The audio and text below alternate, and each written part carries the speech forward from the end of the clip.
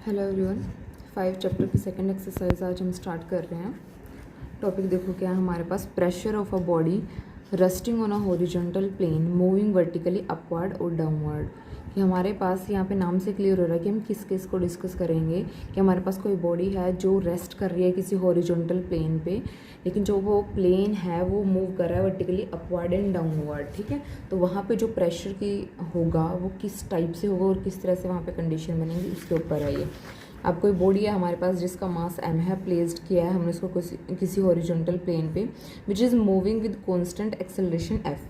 To find the pressure of m on the plane if, तो हमारे पास यहाँ पे तीन तरह से जो है एक्सेलरेशन वर्क कर रहा होगा, तो हम प्रेशर फाइंड आउट करेंगे तो वो किस तरह से वर्क करेगा कि एक्सेलरेशन है तो अपवर्ड डायरेक्शन में होगा या डाउनवर्ड में होगा, या फिर थर्ड केस क्या है, what happens if the downward acceleration of the plane is more than acceleration due to gravity. कि जो एक्सेलरेशन है वो डाउनवर्ड है बट वो एक्सेलरेशन जो ग्रेविटेशन हमारा फोर्स होता है उससे भी ज़्यादा है, तो क्या हो जाएगा। तो फर्स्ट केस हम डिस्कस करते हैं कि जब हमारे पास when the horizontal plane is moving vertically upward with acceleration f, कि जो हमारे पास प्लेन है वो वर्टिकली अपवर्ड मूव कर रहा है और उसके हमारे पास एक्सेलरेशन क्या वर्क कर रहा है, वहाँ पे f वर्क कर रहा है। Let the horizontal plane moving upward in the body of mass m, तो एक्सेलरेशन f है, मास m है, वर्टिकली अपवर्ड जो है बॉडी मूव कर रही है एक्सेलरेशन f के साथ, तो जो वहाँ पे फोर्स प्रोड्यूस होगा, force producing acceleration is mf। ठीक है,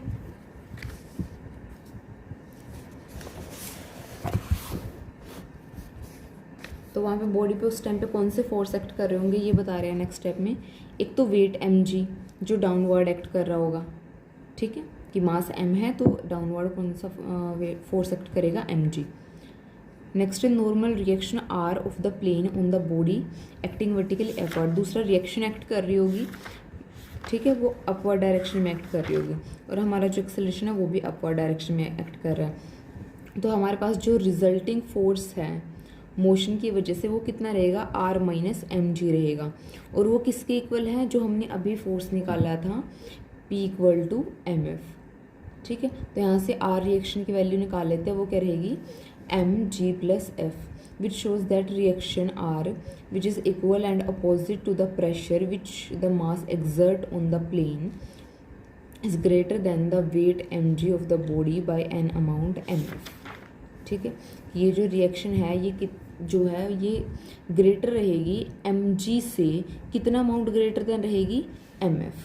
अब है अगर डाउनवर्ड एक्ट कर रहा है, अगर डाउनवर्ड एक्ट कर रहा है तो हमारे पास जो एक्सेलरेशन तो डाउनवर्ड आई तो हमने बता ही दिया, जो रिएक्शन है वो अपवर्ड रहेगी और डाउनवर्ड वेट एक्ट कर रहा होगा mg, तो हमारे पास रिएक्शन क्या बनेगी mg minus r dash equal to mf।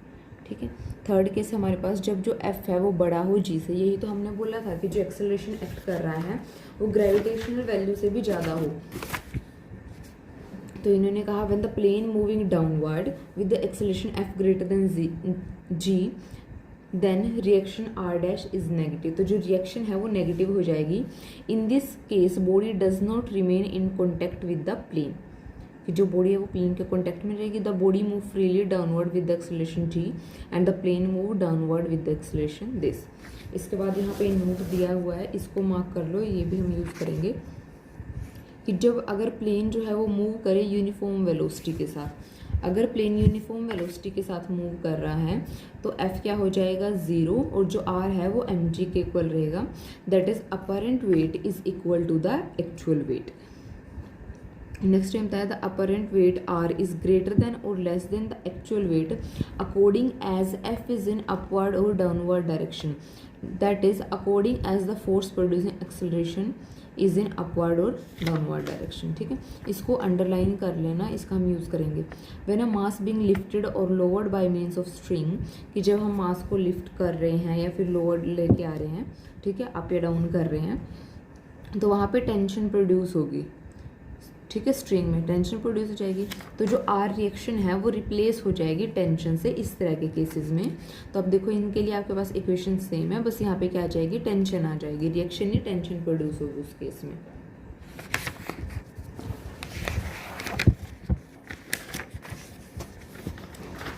इससे बेस्ट फर्स्ट एग्जांपल देखो,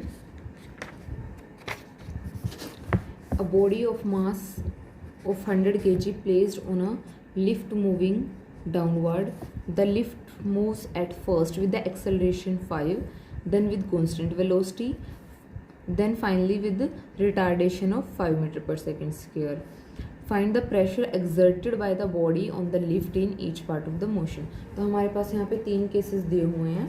अब देखो कि एक में तो क्या है, हमारे पास जो वेट है वो 100 kg है, तीनों में सेम है, तो डाउनवर्ड जो फोर्स एक्ट कर रहा होगा वो होगा 100 G, तीनों में सेम रहेगा।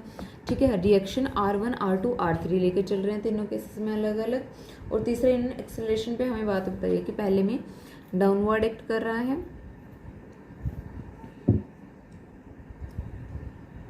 देन पहले है 5 मीटर पर सेकेंड स्क्वायर। ठीक है, सेकेंड में डाउनवर्ड एक्ट कर रहा है यूनिफॉर्म वेलोसिटी। और अभी हमने पढ़ा कि जब यूनिफॉर्म वेलोसिटी से मूव कर रही होता है प्लेन तो हमारे पास एफ क्या हो जाता है, 0 हो जाता है। थर्ड इन्होंने कहा है कि रिटार्डेशन प्रोड्यूस हो रहा है। अगर रिटार्डेशन प्रोड्यूस हो रहा है तो वहाँ पे एफ क्या होगा, -5 होगा, क्योंकि एफ क्या एक्सेलरेशन है, रिटार्डेशन उसका अपोजिट में होता है, तो एफ क्या हो जाएगा, -5 हो जाएगा अगर हम उसका एक्सेलरेशन देखें।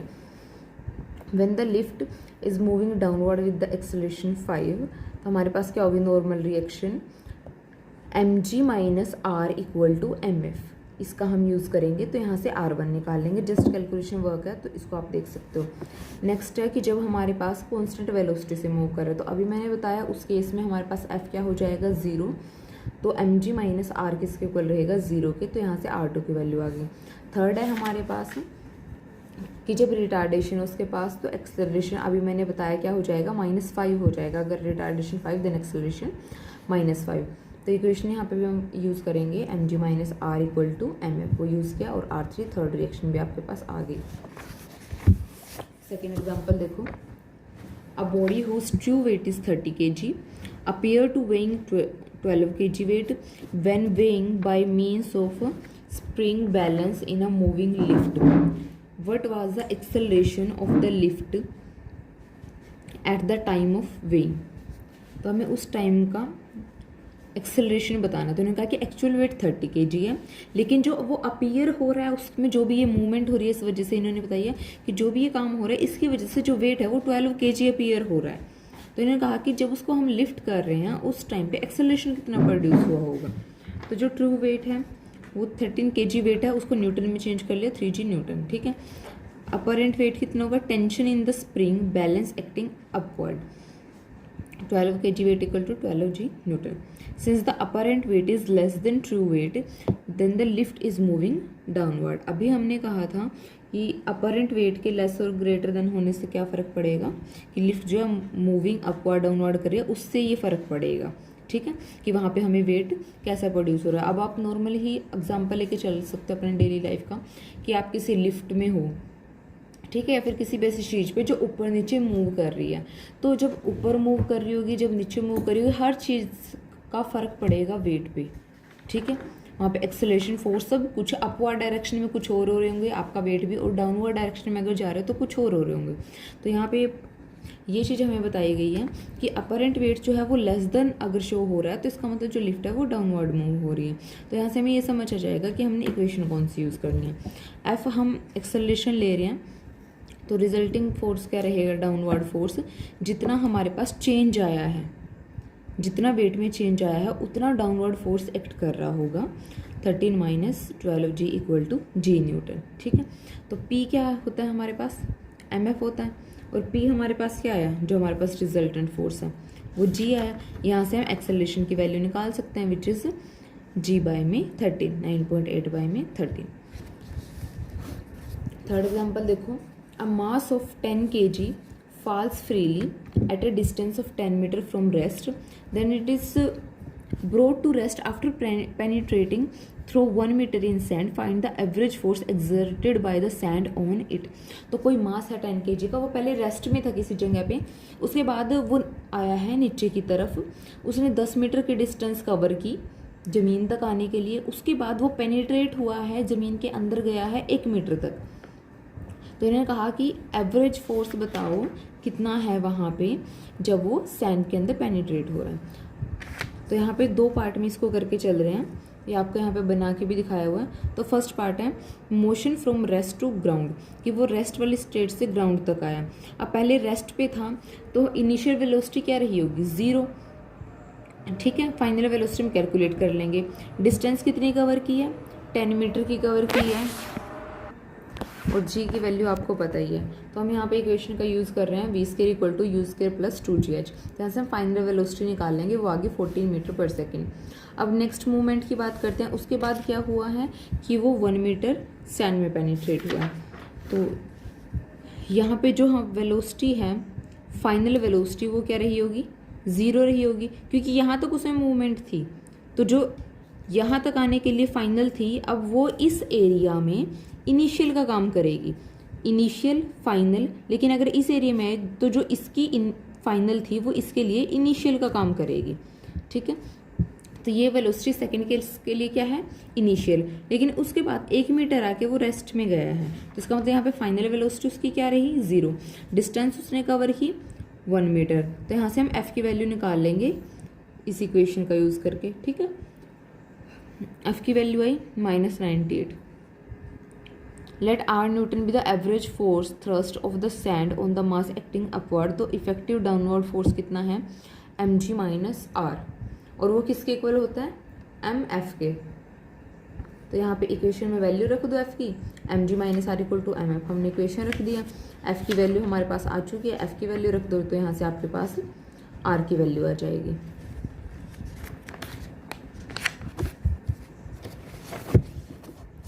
फोर्थ एग्जाम्पल देखो, अ 100 kg man slide down a rope, the rope can at most withstand a tension of 50 kg weight. How great should his acceleration be so that he reach ground in the longest possible time? तो इन्होंने कहा है 100 kg का कोई person है जो slide down आ रहा है किसी रोप की हेल्प से। जो रोप है उसकी टेंशन है 50 kg। तो इन्होंने कहा कि एक्सेलरेशन को कितना बड़ा रखें कि हमारे पास उस पर्सन को नीचे आने में ज़्यादा से ज़्यादा टाइम लगे।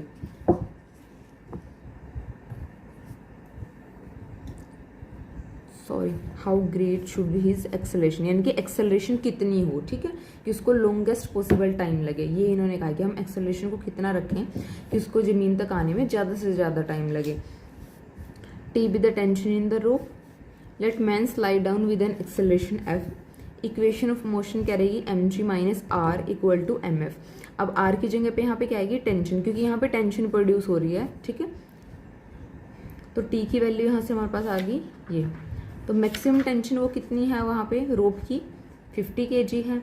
तो यानी कि ये जो वहाँ पे टेंशन प्रोड्यूस हो रही है इसको जरूर less than equal to 50 g रहना पड़ेगा। 50 से कैंसिल किया तो ये इक्वेशन बनी। इसको सॉल्व करोगे तो आपके पास आएगा g less than equal to 2f। हमें चाहिए एक्सेलरेशन पे कंडीशन, तो हम लेंगे f greater than equal to g by में 2।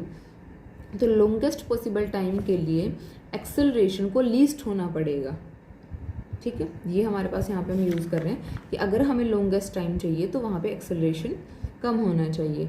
तो जो एक्सेलरेशन आया वो क्या आया है, greater than equal to g by में 2, यानी कि g बाय 2 मिनिमम वैल्यू है, उससे बड़ा रहना चाहिए। और हमें क्या चाहिए, मिनिमम वैल्यू, ताकि लॉन्गेस्ट पॉसिबल टाइम मिले। तो जो रिक्वायर्ड एक्सेलरेशन है उसकी पॉसिबल वैल्यू क्या बनेगी, g बाय में 2। g की वैल्यू रख दो, आंसर आ जाएगा। लास्ट एग्जांपल है इस एक्सरसाइज का, an aeroplane which together with its load weighing m kg is falling with an acceleration f being less than g, show that if a part of the load equal to this be thrown out, the aeroplane will begin to rise with an acceleration this. तो aeroplane जो है वो fall कर रहा है f acceleration के साथ which is less than g, then there must be up thrust of the air, let it be f newton upward. Up thrust भी आपके पास क्या है, एक तरह का फोर्स है जो न्यूटन में होता है। तो हमने क्या लिया कि ये f न्यूटन है जो अप थ्रस्ट है। इक्वेशन ऑफ मोशन क्या है हमारे पास, mg minus r equal to m f. R की जगह पे यहाँ पे क्या आएगा, जो हमारे पास वहाँ पे रिएक्शन एग्जिस्ट कर रही है which is up thrust f newton upward direction में, ठीक है। तो small m kg thrown out किया, so that the remaining mass has the new acceleration F upward. तो हमने अभी क्या किया कि हमने m kg निकाल दिया वेट, तो अब बचा हुआ वेट क्या है, capital M minus small m। तो उसके लिए कोई दूसरा एक्सेलरेशन वहाँ पे प्रोड्यूस होगा, वो एक्सेलरेशन क्या है, स्मॉल f है। इक्वेशन ऑफ मोशन अब ये हो जाएगी, दोनों इक्वेशंस को ऐड कर दो तो आपके पास इस स्मॉल m की वैल्यू आ जाएगी, जो इन्होंने कहा था कि इतना वेट अगर हम थ्रोन करें तो वो राइज करेगा इस f एक्सेलरेशन के साथ। तो हमने क्या किया कि वो स्मॉल m वेट है जिसके लिए एक्सेलरेशन ये बना है, और उस स्मॉल m की वैल्यू यही आ गई जो हमें प्रूव करना था। तो ये हमारे पास आंसर है। Sixth example, a thin glass plate can just support a weight of 13.5 kg. A body is placed on it and the plate is raised with the body on it with a gradually increasing acceleration. It is found that plate breaks when the acceleration is this. Find the mass of the body. M mass है, R Newton pressure लग रहा है of the body placed on the glass plate so that the glass plate breaks। ठीक है, कि इतना pressure उस पर लगा है कि वो ग्लास प्लेट ब्रेक होगी, तो वो कितना है, mg। ठीक है, m दिया हुआ है, g लगाओ, r की वैल्यू निकालो। Equation of motion in upward direction, r minus m g equal to m f. R की वैल्यू रख दी यहाँ पे, ठीक है, इसको राइट हैंड साइड में भेज दिया, एम जी प्लस एफ, जे की वैल्यू रख दी, एफ की वैल्यू रख दी। तो m क्या होगा, यहाँ से आप सोल्व करके निकाल लोगे 12.03। तो यानी कि जो मास ऑफ द बॉडी था वो कितना था उस टाइम पे, 12.03।